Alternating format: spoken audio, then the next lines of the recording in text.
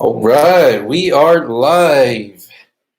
What is going on, guys? And welcome to a new quarantine car talk. Today's topic is going to be the GT500, and we're just going to go ahead and give people a little bit of time to join, and probably about 2 minutes or so. So if you guys want to wait, you can go ahead and skip to the 2-minute mark. Right now, we're going to let people join. Make sure if you're joining in, go ahead and hit the thumbs up button. Like the live video. Hopefully you can, and if you can, share it. Let your friends know. Right now in these times, we all need a little distraction from what's happening around the world. So what better way than to talk about what we all love and talk about cars and what we've been doing with our cars and specific topics like today, which is of course the GT500. And where are they basically? And we'll talk about all the details with the GT500 from the very beginning, kind of what it is, specs and all that, for those that might not know intricate details. And then we'll go into why they're not out, why you don't see many people with them, and what is actually happening with these cars. So we'll give everyone a few minutes to join, and then we will get started with today's topic.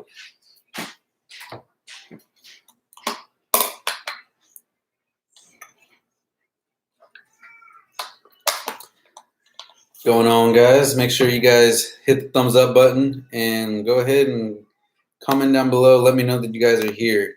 You know, YouTube's got this participants thing that you can check out when you're doing the live video, but all I see is myself and the participants, even though it shows that there's 3 people in the chat room right now. So, hey, what's going on, George?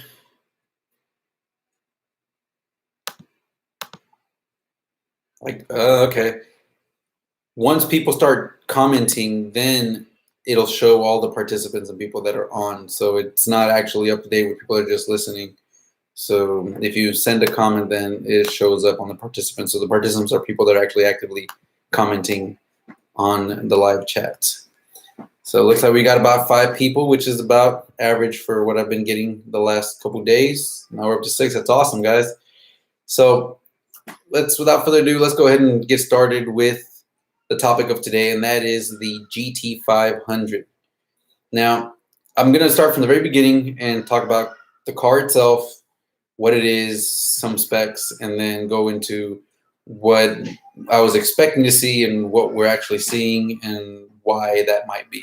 So the GT500, for those that have probably been living under a rock and don't know what it is, the 2020 GT500 is the latest and greatest Mustang from Ford, and it was released, of course, in 2020 with 760 horsepower out of a 5.2-liter V8 Predator engine, which is very close to what the GT350 engine is, but it's not a flat plane crank. So the GT500 engine is a cross plane crank, not a flat plane crank. And it makes 760 horsepower paired with a 2650 supercharger. So it has got a really, really big blower, very efficient blower. I would say I think they run about 12 to 13 PSI stock, and they put all that down to the wheels through a DCT, dual clutch transmission. And a dual clutch transmission is pretty much, I guess, the latest and greatest in transmission technologies. It's supposed to be very light and quick shift speeds and all kinds of things. And when they announced the GT500, it was announced right after, a little bit after they announced the Hellcat Red Eye. And the Hellcat Red Eye, for those of you that might not be familiar, is a 797 horsepower Hellcat. Now, before the Red Eye, they had the Hellcat, which was 717. And I believe Ford was aiming at trying to be the highest horsepower muscle car before Dodge just completely came out of left field and announced the Red Eye version, which was basically the Demon engine in a Hellcat chassis with a little bit of the Demon stuff taken out to keep the price point competitive. And when Dodge revealed the Hellcat Red Eye, pretty much Ford was lost. they weren't going to win the horsepower wars, so then they started working on trying to make this a full-on track monster. And they did a really good job with the car. I mean, the car itself runs low 11s, high 10s, you know, straight from the factory. They do really well handling-wise. Very, very good cars, but there's one major drawback, and that is that for the most people that are going to buy this car, they're going to go out and drag race it, right? People want to drag race. It's a more popular type sport here in the U.S. And when it comes to drag racing, you already you have a ZL1 from Camaro, which with a couple mods does really, really well. You've got the Hellcat Red Eye, which with a few little mods also will run pretty much low 10s, almost 9s. And then you have this GT500, which they decided we're going to do just kind of overall both track and drag strip. And the drag strip, it does well, but it failed the mark in one major aspect, and that was pricing. Now, the pricing at MSRP for the GT500s is actually really good for what it comes with at MSRP. I believe you can get one spec'd out with some relative options for about $75,000 to $80,000. Now, when you compare that to a ZL1 Camaro, which you can get in the $65,000 to $67,000, with if you get the track pack version, the ZL1 1LE, the full extreme track pack, that's I believe in the low sevens, like $7,200, maybe $75,000. Whereas the track pack edition for the GT500 gets the car up into the $100,000 range. So there's a huge price difference in the track variant between the ZL1 1LE, which is a full-on track dedicated car, which you can now get in both in 10-speed automatic or 6-speed manual, or this GT500 full-on track package, which is $100,000 and is only available with the DCT. I mean, most people, if I was looking for a track car, I would pick the ZL1 1LE all day, every day. You are going to get the same, if not better performance. You're going to be able to have the option of a manual, and the 10-speed is just as great. So really, when it came to the track side of things, the GT500 is not going to give you the more performance in the track spec than a ZL1 1LE, which is almost $30,000 cheaper. So that's the mark number one that they missed. Then we move over to the drag strip side. You've got the base GT500, which again is the one that you would be able to get around the $75,000 to $80,000 mark, and you can get a base ZL1 for about $65,000. So let's say $7,000 to $8,000 cheaper. The ZL1 is not going to be as fast as the GT500. Of course, the GT500 has got another 110 horsepower more, 650 horsepower versus 760. Better transmission and overall just more power. What the ZL1 has, though, is that you can use that $8,000, and with $8,000, you can get the ZL1 to run faster, if not at least as fast, if not faster, than a GT500. So you're basically now you have two cars that are pretty even for the same price point, and that's not too bad. The GT500 is really good there, and then of course you've got the Hellcat Red Eye, which is 797, 800 horsepower, but that one is actually when you finally get the wide body, which you probably want to get wider wheels, you're going to be looking at $80,000 to $90,000. So that's the higher end of the spectrum, but obviously with more horsepower and more capabilities to get it even faster. So the GT500 is right in the middle. You've got Dodge in the top, and then GM with their ZL1 at the bottom. And you've got the GT500, which is actually really good for the drag strip, but the problem with the GT500 in a base model trim is that every dealer wants a markup, an ADM, and an adjustment to the market demand or something like that. I forget what ADM stands for. But if the GT500 was available at the MSRP of $75K, It would probably be a toss-up if you're in the market and looking for either a Hellcat, Red Eye, ZL1, or a GT500. But because the GT500s have these markups, you're going to have to end up paying not 75K, but more like 85 or 90K. And at that point, you're paying the same amount as a Hellcat Red Eye. And personally, if you're getting this for the drag strip, I think the Hellcat Red Eye overall is a better drag package. So that a dealer markup really is hurting GT500 sales personally, I think. And of course, there's people that are going to go out and buy these GT500s, but they're not going to be the people that are going to go out and drag race them, which is why, hence the question that I posted on this title, where are all the GT500s?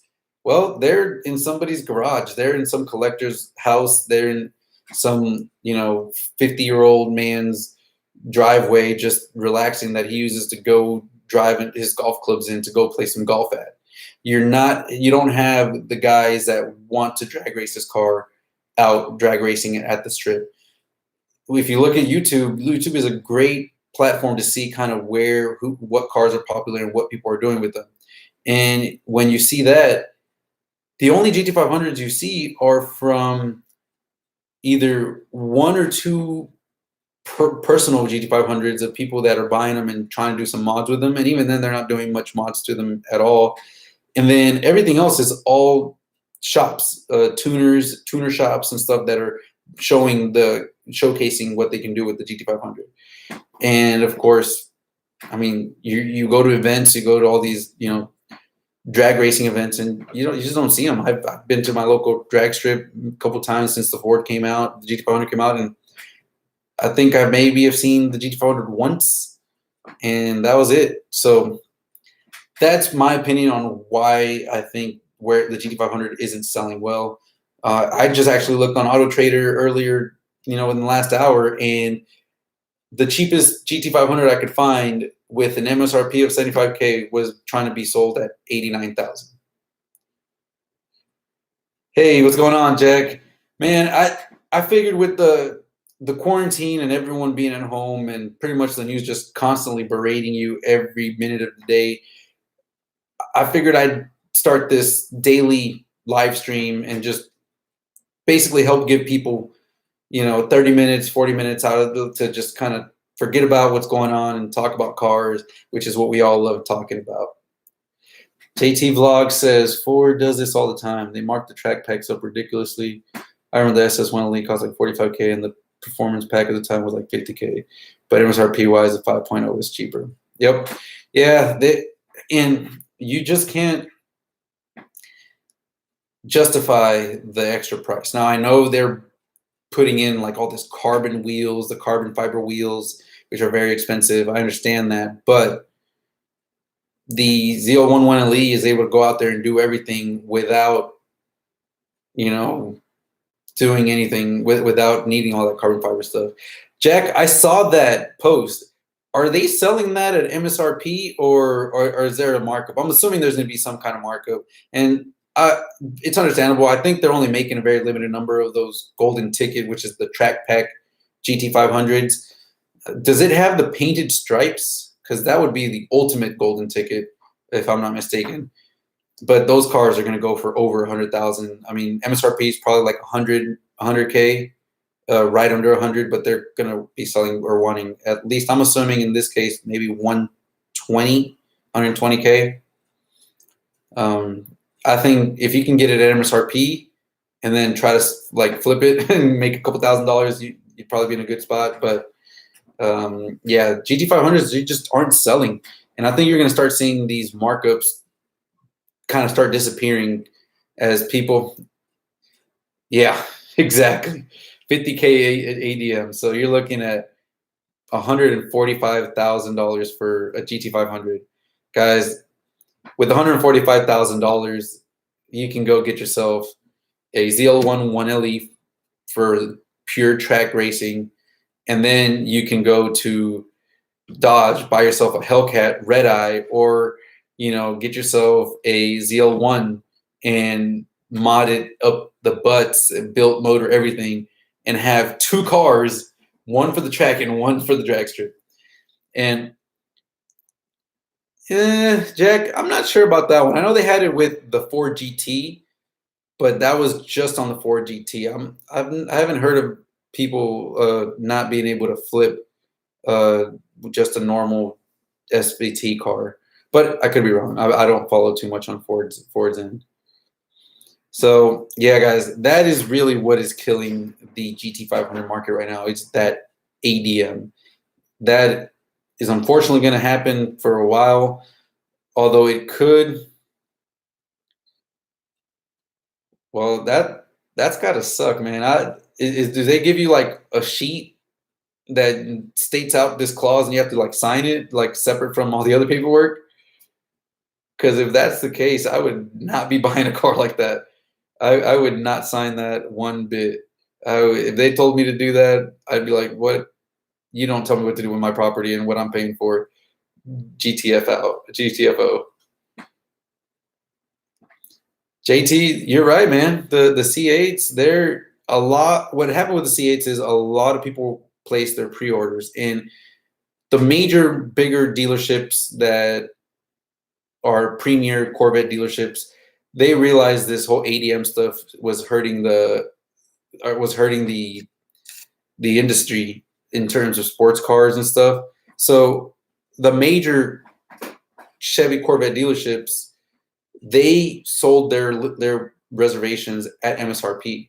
Now, of course, they didn't give you any discounts like anything that was currently available, any of the incentives that are currently available, but you were still able to get the car at sticker price, no matter what.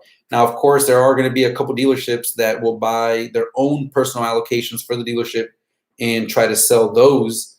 And those are going to be probably dealer marked up a few $1,000s, maybe $5,000, $10,000.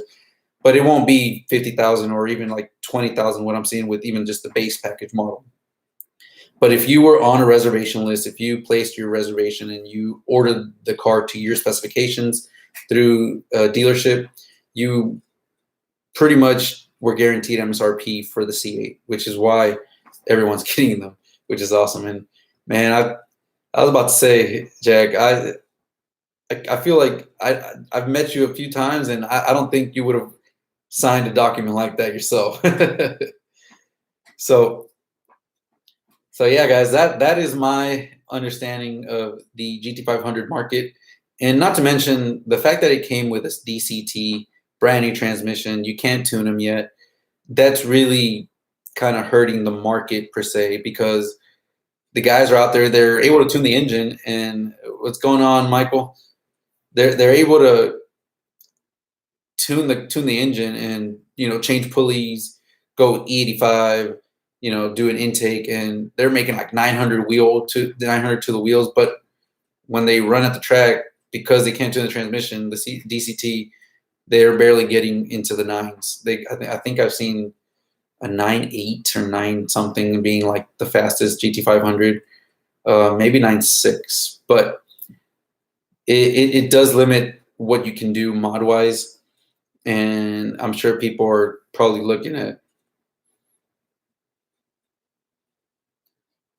Yeah, I can definitely see that the DCT, it's got a launch mode and all that, but it makes it very, very difficult to launch and get a good reaction time. I've heard it has a delay, and then too, if you do too long of a burnout, you heat up the clutches, and then it'll like basically shut down.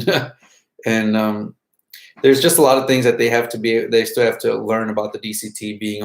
I mean, the Europeans and the like exotic cars, they all have DCTs, and people already understand the DCTs in that market. But in our market, in the American muscle, American sports cars, DCTs are barely making like their way in, and they're really good, but require some kind of learning curve. So all that just like when you start thinking more and more about what kind of car you would want to have, if you're wanting it for a drag strip purposes, there's other cars better in that same price point. If you want it for the track, there's cars out there way better for the same price point, if not way under the price point. If you compare the ZL1 1LE to the base model GT500, that ZL1 1LE would murder that base model GT500 at a track. And of course, with the track package, the GT500, you're looking at $30,000 difference. In this case, if you look at the ADMs, you're looking at, you can buy 2 ZL1 1LEs for the price of 1 GT500 track package. So yeah, ZL1s, you can find them used in the market in the $50,000 range. There's a handful that they're starting to come down a little bit.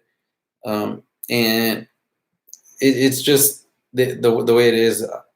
Like I said, the GT500 is a cool car. It looks great, but ultimately it came out probably, like everyone else has said, 3 years too late. This GT500 should have came out back in 2017, right alongside, right after the ZL1 came out, and right after you had the Hellcat come out with 717, then you had the ZL1 come out with 650, and then you should have had that GT500 coming out, if not that same 2017 or 2018, to kind of be at the top for a little while. Because if it would have came out in 17 or 18, it would have had the horsepower war 1 at 760, and then you would have the Hellcat at 707, and then obviously in 2019 you would have had the 797 from the Hellcat Red Eye, but you would have had the GT500 would have had a much bigger showing and much more stronger following.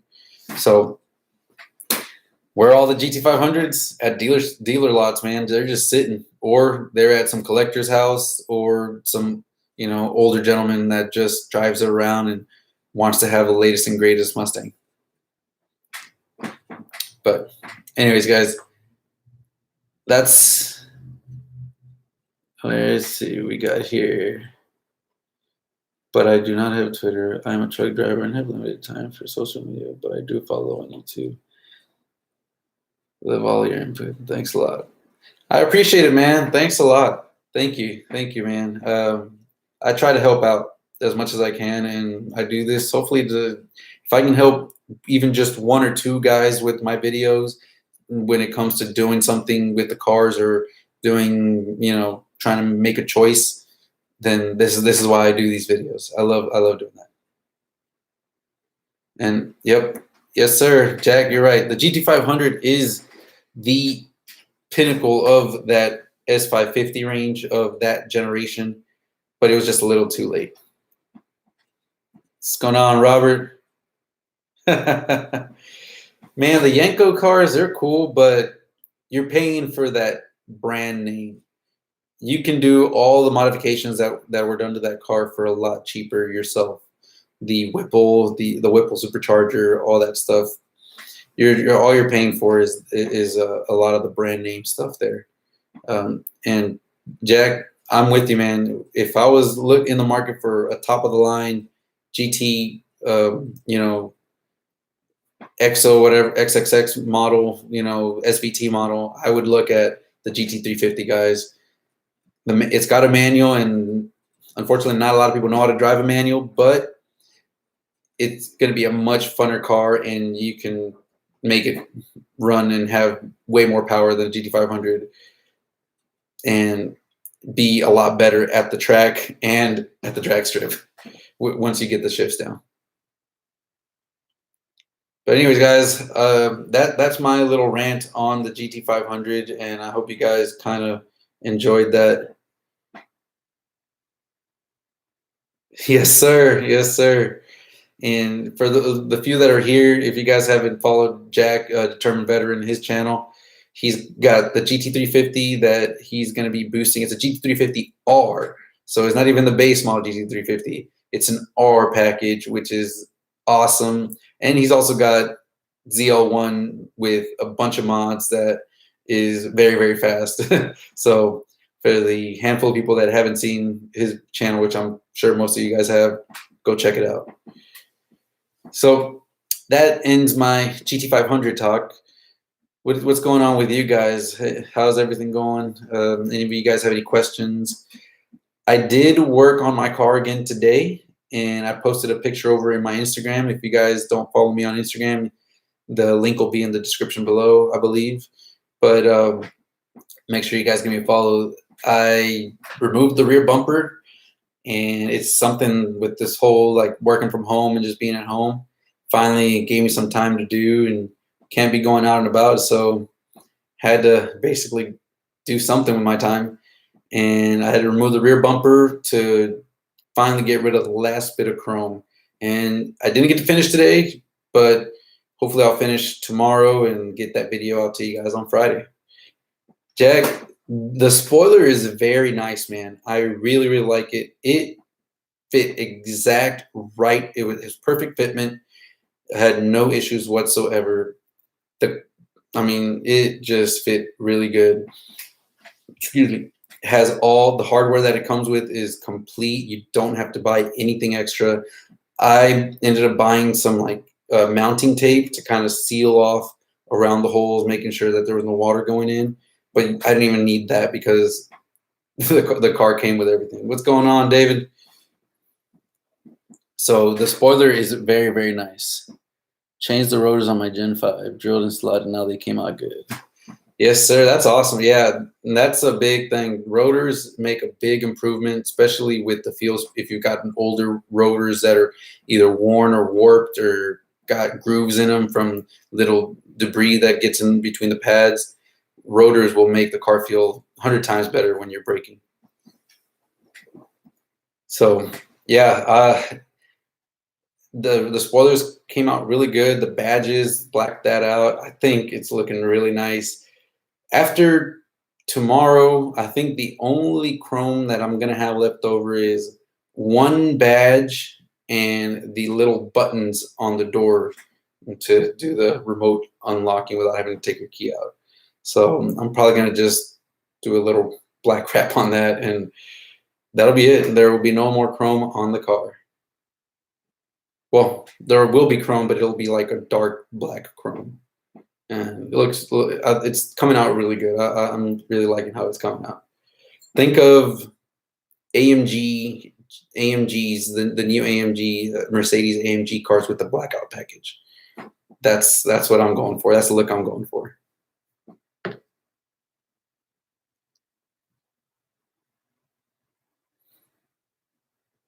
So what's going on with you guys? What have you guys been doing on your cars?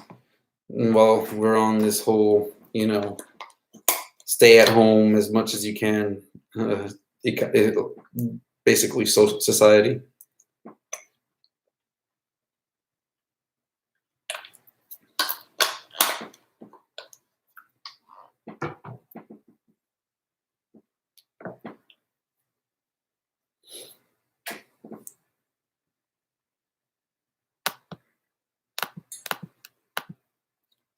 That's pretty cool.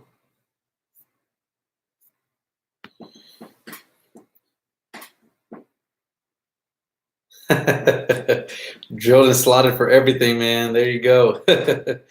Yeah, I'm still working from home. I'm here and I've got to work from home, and basically just do what I can. Sorry, guys. There you go. I work for Centerpoint Energy, which is a utility company here, and of course we're in the energy sector, and we still got to keep the lights on. So I get to work from home, and it's been nice being able to wake up a little later than normal, and just when I get off the clock, being at home already, so I can start working on the car and do all that stuff. The one thing that I don't know if it's still allowed is, once I get the car back up and running, can I just go for a cruise and drive? Like, what are you guys' thoughts? Is that something that you would think is social distancing? I just want to get in my car and go for a cruise down the road, get on the highway and just hear the exhaust a little bit and just, forget and get my mind off of everything that's going on. Would that be okay? I mean, I'm not technically going to stop anywhere. I'm just driving and then coming right back to my house. I would hope that that's still fine. but it sounded like they were trying to get everyone to stay at home no matter what, unless you were either going to your job or going to the grocery stores to get some essentials. So I don't know. What are you guys' thoughts on that? Should that be allowed? Can I just go and take a drive and not bother anyone and come right back home? Let's see. Michael says, got a ZL1 a month ago and have had little time to do anything, but I'm looking for Rotofab air intake and axleback. So that's 2019 ZL1 all black. That is, congratulations, Michael. That is a beautiful car. Definitely. If you got to get a chance, look for the Rotofab Big Gulp. The Big Gulp is way above and better, a little bit bigger than the standard Rotofab, and will be a great building point when you start actually modding the car, because you can then go with opening up the snout and going with like a 102 throttle body, and the Big Gulp will match all that perfectly. So if you can get that Big Gulp, it's a little bit more expensive, but it's going to be worth it. I'm working at Willowbrook, this. It's pretty dead since we got power to quarantine tents up. Oh, okay. Well, again, stay safe. Make sure that, you know, you're keeping your distance and doing all that. So I need to, yeah, I think you do. Unfortunately, I think you do need a tune with the Big Gulp. Robert, I've been doing it every day. Nobody on the highway, no police. Yeah, man. I mean, I don't see what would be wrong with being able to go on a cruise, and you know, I'm not stopping and meeting other people. I'm just going on a cruise and coming right back to my house. To me, I feel like that's technically still me just being in my own personal property, and even though I'm moving around, and I'm not going and touching people or meeting other people. So once I finish the car and get it off of the lift, I'll probably will be doing that. Michael, unfortunately, yes, yes, it does, and not necessarily. It doesn't completely void the warranty, but let's say you had an issue with your suspension.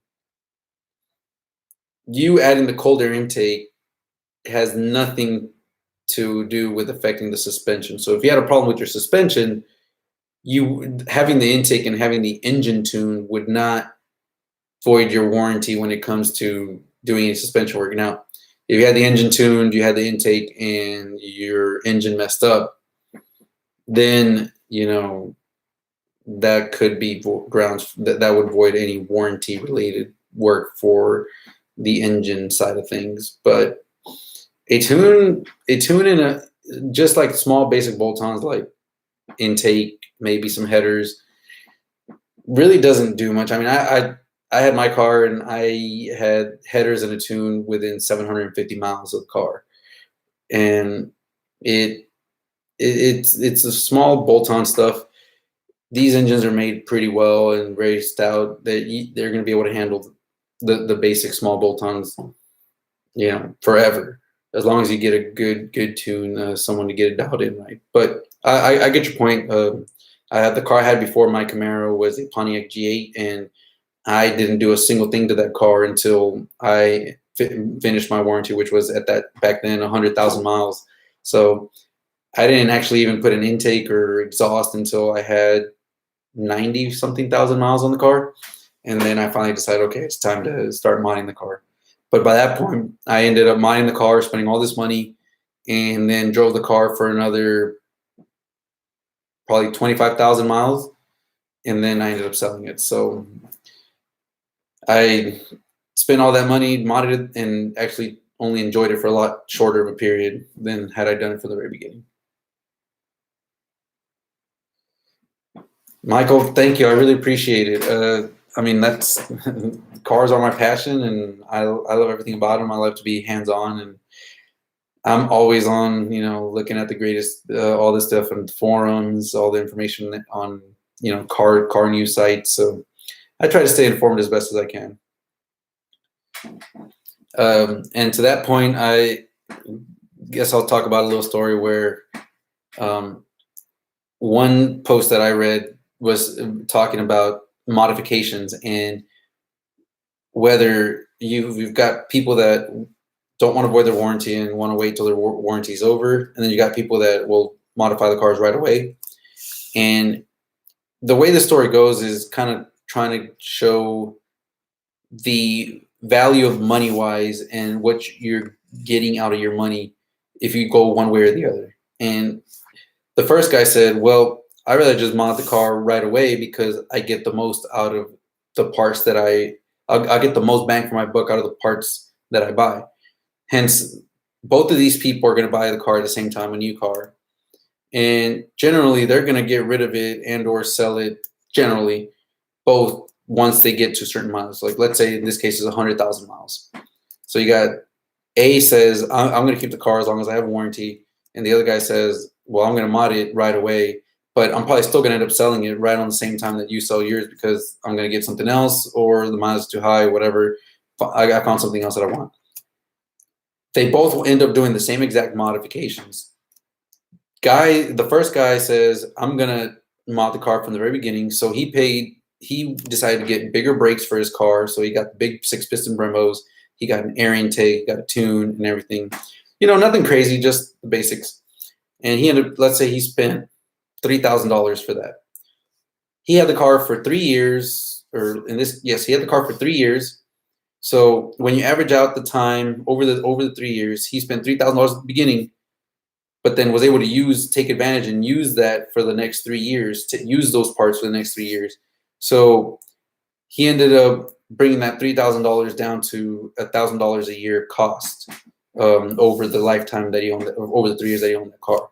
The other guy had the car for 2 years, and then he finally was over his warranty in 2 years and decided, okay, I'm going to get the 6-piston Brembos, the air intake and all that, and put that on his car at the 2-year mark. And at the 3-year mark, 1 year later, he ended up selling the car as well because he found something else.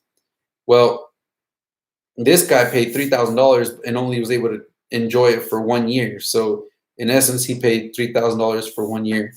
And the guy that modded from the very beginning, his $3,000 averaged out to just $1,000 a year. So ultimately, who had the better, I guess, deal or value of their money?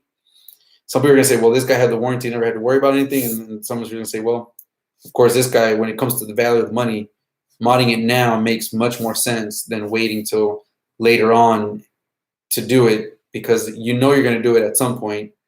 And if you are one of those people that are going to do it no matter what at some point later on down the line, you might as well get it done now. And I'm under that basic principle on if you are one person that doesn't keep car stock, you might as well, even if you get a brand new car, just go ahead and start modding it now so that you can get the most out of the money that you're spending for the modifications. Andres Lugo just mentioned he ordered his 1 7/8 speed engineering headers, man. Congratulations. I hope you enjoy them. And go check out my video to kind of get a little bit tips and tricks on how to do it. It's not that difficult. Those headers fit great. I hope you ordered the shorter 10-inch, I believe they're the 10-inch spark plug wires, and the O2 extensions, because you will need those on this if you want to be able to plug and play all that.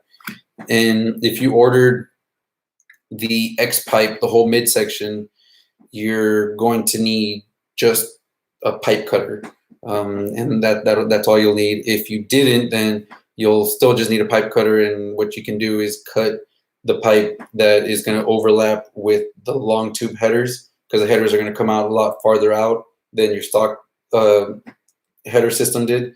So you're going to have to cut your stock X pipe, to kind of give them space to both be kind of open air, and you'll have the car running open headers until you can get to a performance muffler shop to go and get that welded up.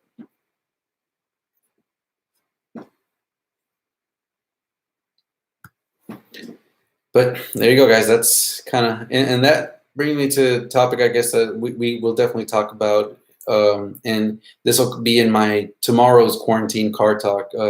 Michael, I'm gonna kind of take some of our discussion here and create the talk, and I'll try to get some more information for tomorrow's quarantine car talk topic, and that'll be warranties and should you void them or should you wait, and why or why not, and who should and who shouldn't. So I'll try to get all that stuff kind of detailed out and bring you guys that live video tomorrow. So it's going to be at 9 o'clock all the time. So for the foreseeable future, Monday through Friday, we'll have those live talks at 9 p.m. Anybody else have any questions or anything? We're already getting to around the 40-minute mark here, so I'm going to give it a couple more minutes. If anybody's got any questions or any concerns that they want to talk about, then we can go ahead and address those now. Andres,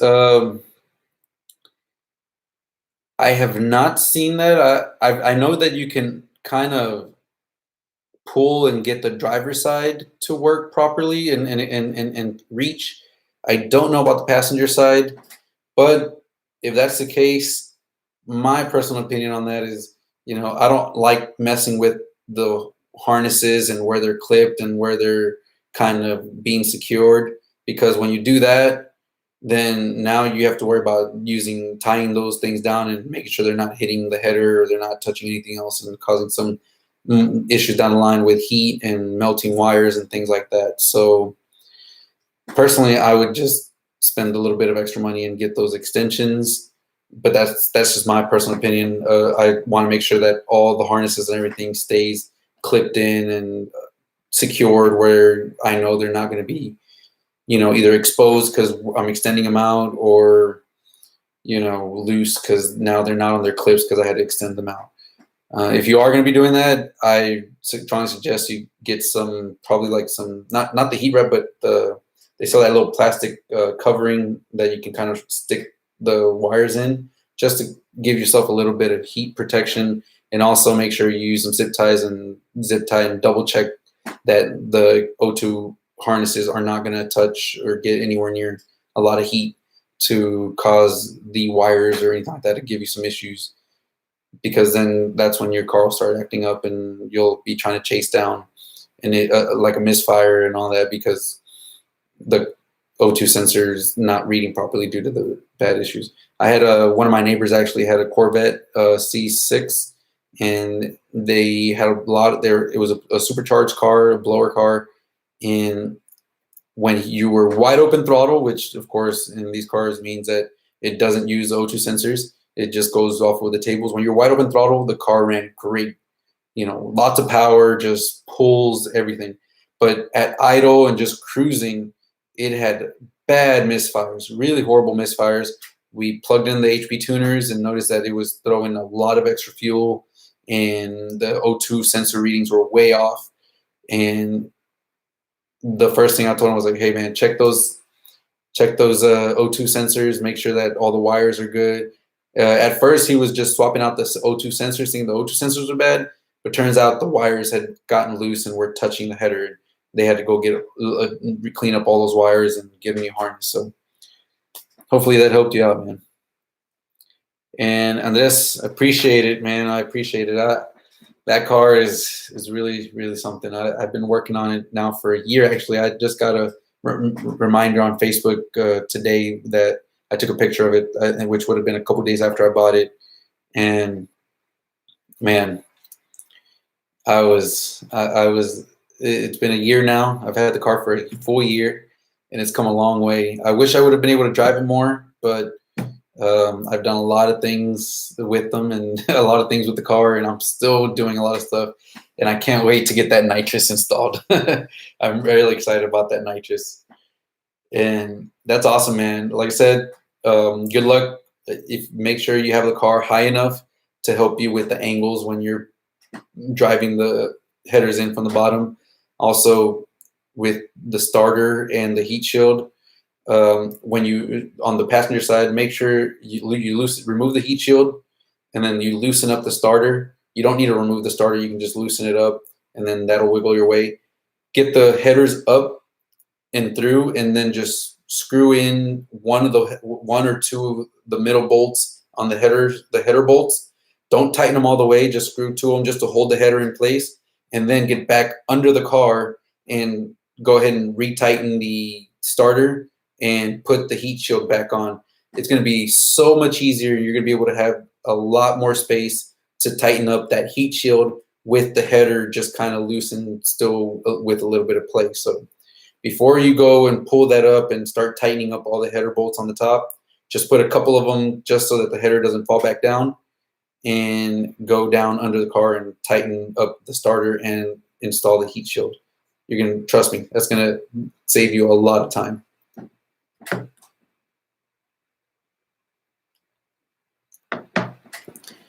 But anyways, guys, we're at the 45-minute mark. I'm going to call it here. I will see you guys tomorrow for another edition of Quarantine Car Talk. And I hope you guys enjoyed this little discussion on the GT500s. Tomorrow we'll talk about, again, you know, warranties. Should you void them? Should you not? And, you know, what, why or why not? Let's see. Sorry, Mark. Last little thing. The rate of watching your channel. So about 19. We actually got it on the same time. Can't we?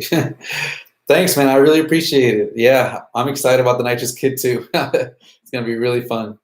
You guys have a good one, and I'll see you guys tomorrow at 9 o'clock.